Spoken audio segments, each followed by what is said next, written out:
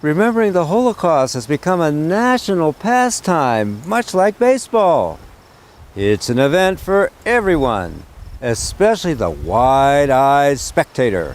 You know, take me out to the Holocaust Museum, take me out to the show, could be a theme song of the Holocaust industry with all its showboating, so to speak. And who showboats it better than Elie Wiesel, that crooner of Jewish unhappiness, gloom, and woe? I mean, one can only whine so much and for so long, right?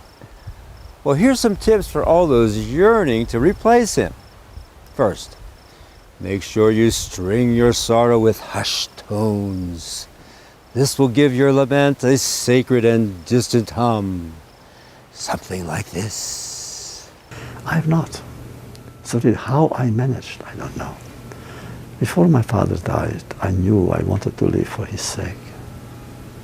I knew if I die, he would die. Second, always reference specific but mostly meaningless details.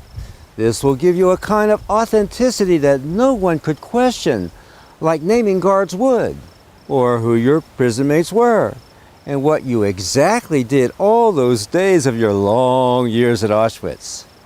But rather reference pieces of bread, cold nights, fires in a pit.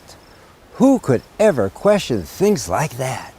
For me, the future was then a larger portion of bread in the morning.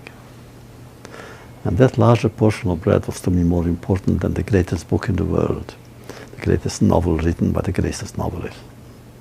Just a piece of bread. Which means a piece of bread meant not only redemption, but also truth. You want to know what truth is? Think of a piece of bread. Third, alter your voluptuous accent, sometimes with hard A's, sometimes with soft A's, just to give affect to your delivery. Even if some see through your lies, you'll at least bring linguists to tears. Shrank. The country became a town the ghetto a street, the street a room, the room a cattle car, and then a gas chamber, and then the ashes. Last, make sure you get a tattoo on your forearm. This is very important. I mean, if you're going to spin a tale of sorrow, it helps to prove you were really there. Elie must have overlooked this. I suppose he didn't learn while at Auschwitz that useful German trait of attention to detail. Maybe because he was never there. Now, for all of Wiesel's whining about Jewish travail, he has yet to solve a particular riddle. For by him voicing concern for genocidal behavior, especially at a national level, I mean those evil Germans, why does he give Israel a free pass? I believe this is what we must do. Not to sleep well when people suffer anywhere in the world.